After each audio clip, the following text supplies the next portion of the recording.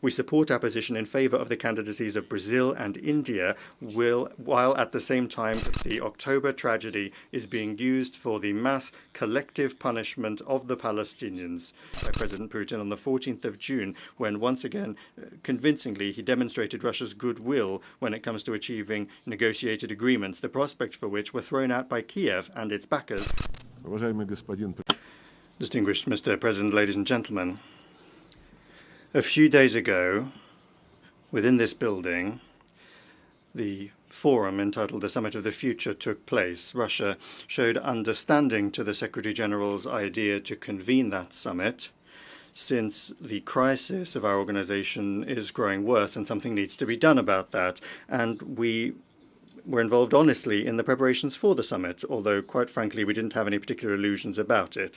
In the contemporary history of the UN, there have been many ambitious events that concluded with loud declarations that were quickly forgotten about. For example, in 2000, the Millennium Summit declared the task of freeing peoples from the scourge of war.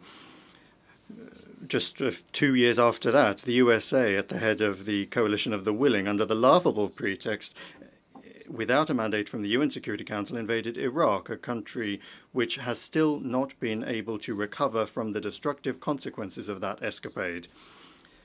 In 2005, the UN World Summit declared a commitment to establishing a just peace in accordance with the principles and purposes of the UN Charter.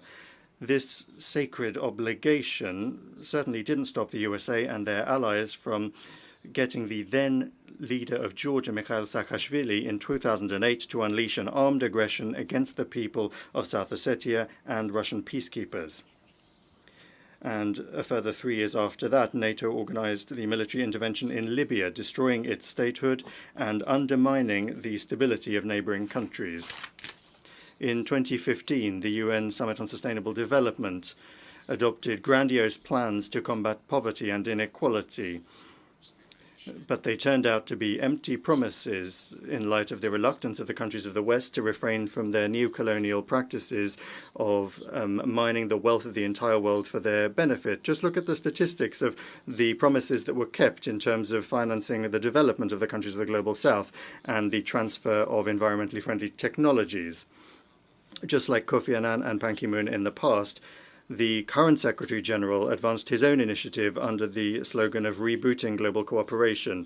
It's an excellent slogan. Who could be opposed to that? But what global cooperation can we really talk about at a time when the West has trampled all of these unshakable values of globalization that they've been telling us about for so many years from this rostrum, trying to convince us that they would ensure equal access for everyone to the goods of contemporary civilization? Where is the inviolability of property, the presumption of innocence, freedom of speech, access to information, fair competition on markets with understandable and unchanging rules? The Secretary-General is talking about global cooperation at the same time as the countries of the West have unleashed a veritable sanctions war against a good half, if not the majority, of states in the world. And the dollar, which was advertised to us as the heritage and good of all of humanity, has been grossly transformed into a weapon.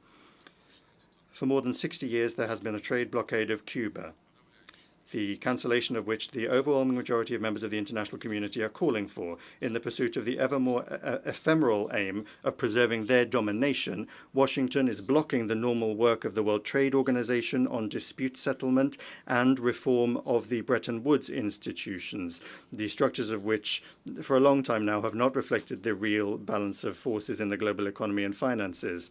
The West also wants to transform the UN into a tool for advancing its mercantile plans. As was shown by the Summit of the Future, there are more and more attempts to erode the intergovernmental nature of the organization. Long necessary changes in the staffing of the Secretariat are being held back. Key posts in the Secretariat are now essentially occupied and handed down to representatives of the Western minority. If the Secretary-General is calling for a reboot of global cooperation, then the Secretariat must advance unifying ideas and propose compromise options rather than coming up with excuses to introduce into the UN's work narratives that are beneficial to the West.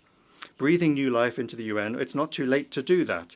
But in order to do that, we can't have unrealistic summits and declarations. Rather, it must be done through rebuilding confidence and trust on the basis of the Charter principle of the sovereign equality of all member states. However, as long as confidence is being undermined, for the time being it is, and the actions of the West to create in circumvention of the UN narrow formats that are subordinate to it to resolve subsidiary fateful issues such as internet governance and artificial intelligence. But those problems affect the future of all of humanity, and they must be considered on a universal basis without discrimination or trying to achieve unilateral advantage. That is to say that there must be an honest negotiation involving all members of the UN, rather than the way that the so-called Pact of the Future was prepared for, without a single plenary round of negotiations that all countries would be involved in. But instead of that, the work was carried out under the control of Western manipulators. As a result, the pact, even before it was born, had already joined the pantheon of declarations that sound nice in English. Sad as it is, that is the fate of products of these World Summits. However, things aren't any better when it comes to implementing Security Council resolutions, which are binding. The sabotage of decisions on the Kosovo settlement and the Dayton agreements on Bosnia and Herzegovina says a great deal. But the most glaring example continues to be spinning out over almost 80 years the consensus resolutions on the creation of an independent Palestinian state coexisting in peace and security with Israel. There can be no justification for acts of terrorism, which Israelis fell victim to on the 7th of October last year. But everyone who still has a sense of compassion is outraged by the fact that the October tragedy is being used for the mass collective punishment of the Palestinians in the form of an unprecedented humanitarian catastrophe. The killing of Palestinian civilians with American weapons must immediately be ended. It is important to ensure the delivery of humanitarian aid to the enclave, the reconstruction of infrastructure, and most importantly, it is important to guarantee the realization of the legitimate right of the Palestinians to self-determination and to allow them, not in words, but in deeds, as they say, on the ground, to create a contiguous and viable state within the 1967 borders with its capital in East Jerusalem. Another glaring example of terrorist methods as a means of achieving political aims is the inhumane attack on Lebanon that transformed civilian technology into a lethal weapon. There must be an immediate investigation into this crime, but already we cannot remain silent in the face of the many publications in the media, including in Europe and here in the United States, that indicate to varying degrees the involvement and at the very least awareness of Washington when it comes to the preparation of that terrorist attack. And we understand that the Americans always deny everything, and they do everything they can to hush up any facts that come to light, as they did in response to the irrefutable evidence of their implication in the terrorist attack on the Nord Stream gas pipeline. Those gas pipelines, incidentally, were a marvelous symbol of that selfsame global cooperation that our Secretary General dreams of. But as a result of their destruction, the competitiveness of the European Union in the global economy has been undermined for long years to the benefit of the United States. It is on the West's conscience as well that the truth about those who organized many other heinous crimes has been put on a back burner, including the bloody provocation in the Kiev suburb of Bucha and the series of poisonings of citizens of Russia in Britain and Germany. The UN Secretariat cannot remain separate from efforts to establish the truth in situations that directly impact global security, and in doing so is obliged to strictly observe Article 100 of the UN Charter, to act impartially and to avoid the temptation to play into the hands of individual states, particularly those that are actively calling not for cooperation, but to divide the world into the flowering garden and the jungle, or to those sitting around the table of democracy and those that are on the menu. We mustn't forget also about the service record of those that demand that their rules be implemented by the rest of the world. The invasion of Afghanistan and the inglorious 20-year presence there of the infamous coalition was accompanied by the formation of Al-Qaeda. A direct result of the aggression against Iraq was the creation of ISIL. Unleashing the war in Syria gave rise to Jabhat al-Nusra, which is now Hayat Tahrir al-Sham, and the destruction of Libya opened the floodgates for the permeation of terrorism into the Sahara-Sahel region and for the flow of millions of illegal migrants to Europe. We call upon all of those that are thinking about the future of their peoples and countries to be very wary of any new escapades by those who invented these rules. We are particularly concerned by the now almost commonplace practice of political killings, as once again took place yesterday in Beirut.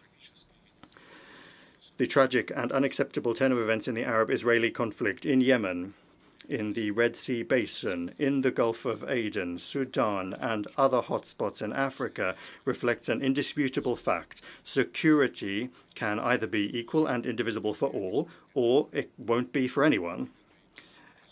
An understanding of what would seem to be a simple truth in the context of European security is something that Russia for years has been trying to impart to Washington, London, and Brussels, who are obsessed with their complexes of their own exceptionalism and impunity. Although they initially promised not to expand NATO, and in 1999 and in 2010 they signed in official documents of OSCE summits an obligation to not ensure their security at the expense of others. In fact, the North Atlantic Alliance for 3 decades has been carrying out the geopolitical and military expansion of NATO into Europe. It is trying to take root in the South Caucasus and Central Asia, creating direct threats to the security of our country.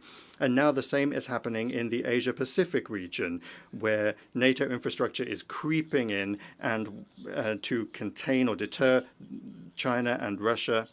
Narrow military political blocs are being created that undermine the inclusive security architecture under the ASEAN umbrella. And the West is not only not remembering about the global cooperation that our Secretary General is such a fan of, but openly in their doctrine documents, they are harshly accusing Russia, China, Belarus, the Democratic People's Republic of Korea, and Iran of creating threats to their domination.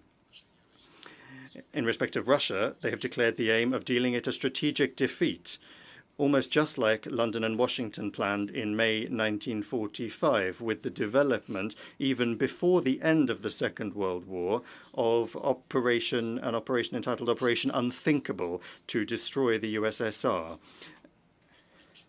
Back then, this was kept top secret, but the current Anglo-Saxon strategists are not hiding their ideas. For now, they do, it's true, hope to defeat Russia using the illegitimate neo-Nazi Kiev regime, but they're already preparing Europe for it to also throw itself into this suicidal escapade. I'm not going to talk here about the senselessness and the danger of the very idea of trying to fight to victory with a nuclear power, which is what Russia is. Equally senseless are the Western backers of Kiev swearing that there is no alternative to negotiations based on the infamous peace formula. They are defending this doomed ultimatum by shamelessly invoking the UN Charter, demanding the territorial integrity of Ukraine be ensured. And I would like to recall, in particular, I'd like to remind the colleagues in the Secretariat that the Charter isn't just about territorial integrity.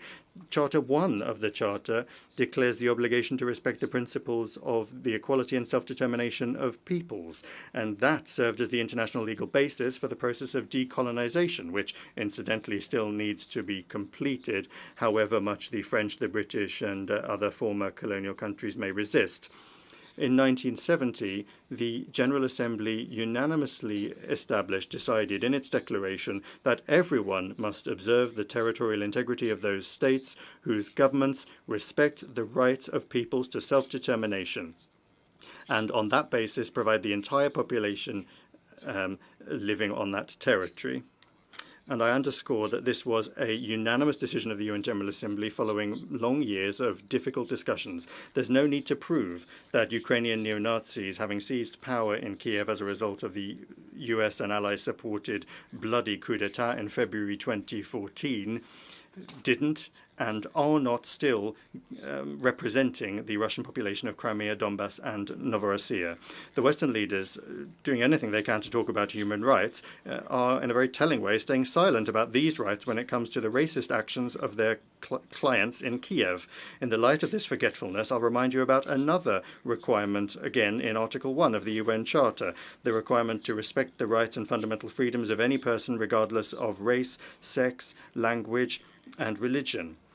The rights of Russians and those that feel that they are part of Russian culture following the coup d'etat in Kiev have methodically been exterminated. The Russian language in Ukraine is banned by law in all areas, in education, the media, art, culture, and even in day-to-day life.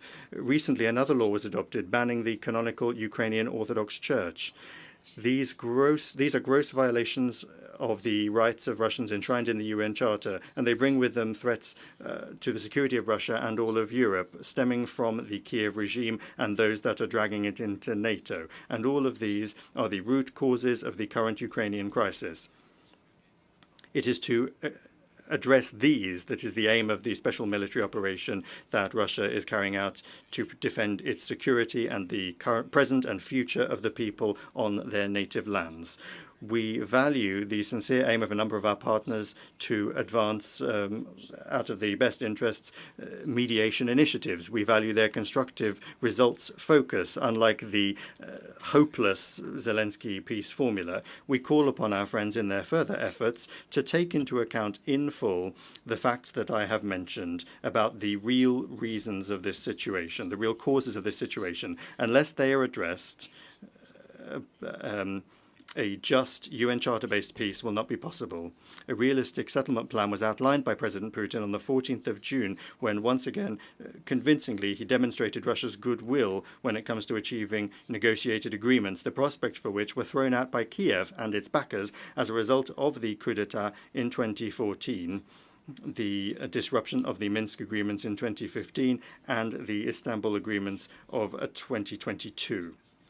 The unprecedented level of arrogance and aggressiveness of Western politicians against Russia simply not only nullifies the Secretary General's idea of global cooperation, but it is increasingly also blocking the functioning of the entire system of global governance, including the Security Council. That's not something we chose, and we're not responsible for the consequences of this dangerous course. However, if the West doesn't stop, there will be serious costs that will be felt by everyone. It is clear to the global majority that confrontation and hegemony will not resolve any global problem. They will only artificially hold back the objective process of the formation of a multipolar world order that will be based on the equal rights of large and small nations, that will respect the values of human identity, the equality of men and women, and the rights of peoples to determine their own fate. And incidentally, all of these are also quotes from the UN Charter, just like the principle of non-interference in the internal affairs of sovereign states as well. A confirmation of which, to the shame of the members of our organization, was blocked by the US and their satellites at that very same Summit of the Future when the pact was adopted. Speaking on the 18th of September before the participants in the 4th Eurasian Women's Forum in St. Petersburg, President Putin underscored the need for a pooling of efforts in the name of sustainable development and general universal, equal, and indivisible security. Addressing the most complex problems facing all of humanity is something we can only do together, taking into account one another's interests. The West must realize this and refrain from its neo-colonial ideas. The Global South and the East are more loudly speaking about their rights and their fully fledged participation in decision-making processes on the whole range of the international agenda, which is becoming particularly relevant in a situation in which the West is steadily destroying the model of globalization that they themselves created. The role of interstate associations in Asia, Africa, and Latin America is growing stronger, including the Shanghai Cooperation Organization, the African Union, the Community of Latin American and Caribbean Countries, the League of Arab States, the Eurasian Economic Union, the Association of Southeast Asian Nations, and others. The contacts between those regional integration structures are being established among themselves and also with the global association, the BRICS, which is creating opportunities for harmonizing approaches and agreeing on mechanisms for mutually beneficial cooperation and development that are not under the control of any negative external influence or diktats. All of these objective processes need to be taken into account in the work of the G20 as well, where the G7 is no longer able to pick the tune. We need to take a new look at ways of ensuring security in various regions, learning lessons from the sad experience of the functioning of the NATO-centric models, or the models, the so-called model of Euro-Atlantic security that the West has used to serve their own expansionist ideas. Russia advanced the initiative of forming an inclusive architecture of equal and indivisible security in Eurasia, which, and I wish to underscore this, is open for all states and organizations on our shared continent. We stand ready to work together to find mutually acceptable solutions, the use of interlinkages and the natural competitive advantages of a single Eurasian space. This will be the subject of an international conference in Minsk that begins on the 31st of October this year. We are not stepping away from dialogue with the West. In July, upon the proposal of Russia, there was an open debate in the Security Council on the subject of building a more just, more sustainable world order. We believe it is important to begin the discussion that has begun in the UN as well as in other platforms. With a fairer world order undoubtedly requires the expansion of the representation of the Global South in the UN Security Council. We support our position in favor of the candidacies of Brazil and India, while at the same time taking a positive decision on the well-known initiatives of the African Union. However, of course, we cannot even talk about any additional seats for Western countries who are already excessively overrepresented within the Security Council. Distinguished ladies and gentlemen, May next year we will mark the 80th anniversary of the victory in the Second World War, during which the genocidal policy of the Third Reich killed tens of millions of people, including 27 million citizens of all of the peoples of the Soviet Union.